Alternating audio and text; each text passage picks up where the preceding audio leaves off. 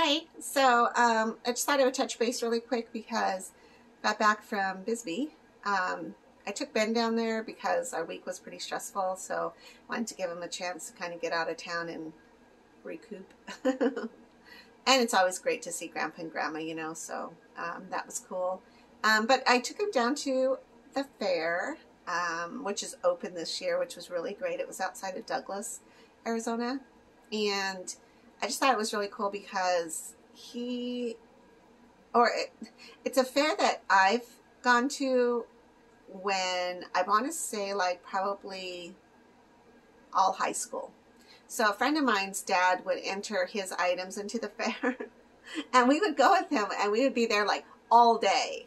And it was just super fun, you know, like you're just a kid, you get to hang out. We didn't even ride a lot of rides. We didn't have a lot of money, but we just hung out and we'd run into friends and hang out with them. And it was just kind of cool to take him to something that was such a traditional thing that I did growing up. And he was able to experience, and he really liked it. He didn't ride on any rides. In fact, it got really stormy. So my mom and I were going to ride the Ferris wheel, but we decided maybe not because we don't want, you know, to be struck by lightning, because that would be my luck.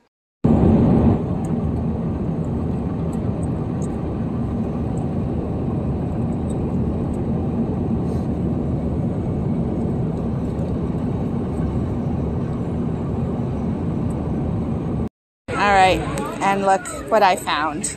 Amazing. I kind of want to touch it. I'm a little intimidated. I feel like it's checking me out. It's listening. My charge. Here it goes. Okay, so I just entered into this little petting zoo. Look at this little piggy. Isn't it the cutest little thing in the entire world? I think it might be having babies because it's big and chubby. Okay, and then here's another piggy, and these guys are so cool. I'm scared this one's gonna butt me though. Here comes one. Oh my God, what is it doing? Hello. Oh, it's so sweet. This one's upset. Hi. Oh, hi. Oh, hello. It's like Animal Planet right now.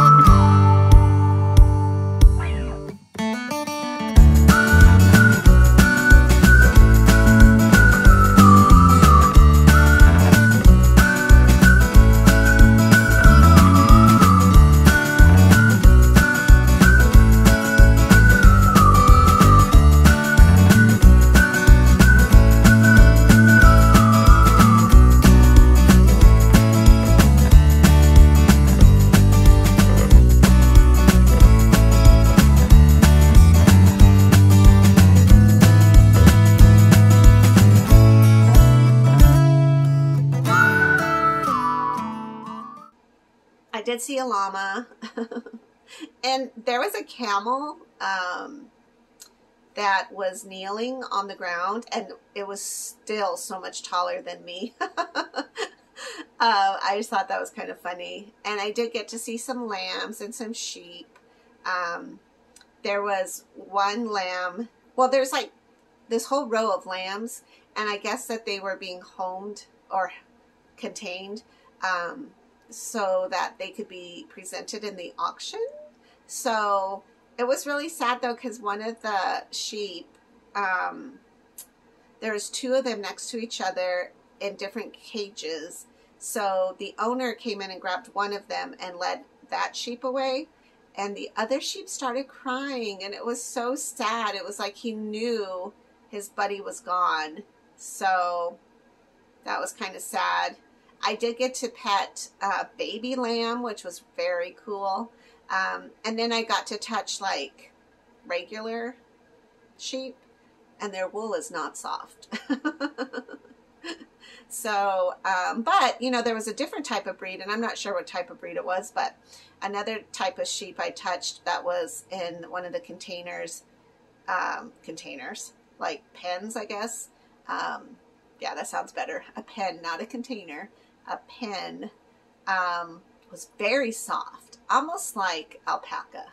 So apparently their wool can be different varieties of softness and fluff. And some of them fur was cut really cool. So like they were mostly all of them sheared really, really well and really low. And then they had like fuzziness around their legs, so it looked like leg warmers. It was so cool. It was really, really cool. So that was really fun. And then we went into some of the exhibit things, and my mom's going to actually enter some of her stuff next year because she should. Like, she knows how to crochet and knit and make fabulous things. And I'm like, you need to put your stuff in the show. Like, I don't even think they win very much money, but just to be recognized as somebody who knows what they're doing in their craft would be really cool. So I think she's going to do that next year. That'll be cool for her. And then the storm came, and we just went back to Grandpa and Grandma's house. And then we came back through a storm, and I forgot to take drain bags. So typically I do like 6. I get up at 6, right? 5 to 6. I do my exchange at 6, 9, drain at 12, 4, 7, drain at 10.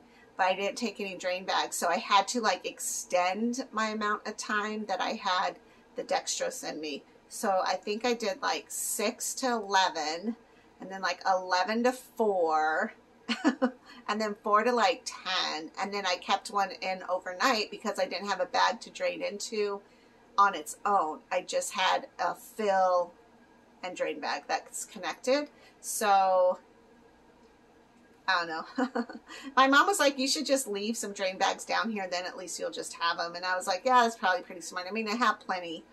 I should also have some in my car just in case I ever have to just stop and drain. I don't know. I guess I just didn't think about that, because I do have like my emergency little bags that have clamps. Very important in case something happens to my port or my cord or my tube. Caps in case something falls off, you know. So my emergency contact info, you know, so it's like I have all that stuff. I just never thought about putting a drain bag in the car. So now I know. And it wasn't really that bad. It was just kind of uncomfortable to have fluid in me like the entire time I was gone. But then I came back Sunday night, and it was so great because I got to drain and take a nice long shower, and then I didn't put anything in again until Monday morning. So, oh well, it is what it is, and I learned, which isn't the worst thing. I think the worst thing would be either your caps to forget or your clamps, because those two are very, I mean, everything is really important, but if you forget your timer, that's okay. Just use a watch or your cell phone clock. I also, like, if you forget your disinfectant, I'm sure you could come up with a bleach solution. So, I mean, everything else kind of seems like it would have a way to still be able to, you could still be sterile and function. Oh, and my little scale thing that I weigh my bags on, like sometimes, or before, I would just take all the bags home. So, you know, there's kind of the hassle of having to carry that box of your solution, like all the stuff you emptied, but it is doable. And then I started just to take the little scale thing, so I didn't have to do that anymore. And that makes it much easier. But I do like take my trash with me because my parents burn their trash, and I'm not sure how that plastic and medical equipment burns down. So I just put it back in the box and then bring the box with me. And as soon as I pull in, I just throw it away in the dumpster. So it's not really a big deal. But so overall, the trip was really good, though. Got to hang out and have a really good time, and plus it's busy, it's relaxing, it's stress less, and the weather was great. In fact, I froze a lot because putting in dextrose when you're chilled, or putting in cold dextrose, it makes your whole core cold. So in a lot of ways it's cool in Tucson because it's slightly cool because we're so hot. Oh, there's a giant butterfly outside. Oh, I hope it lands.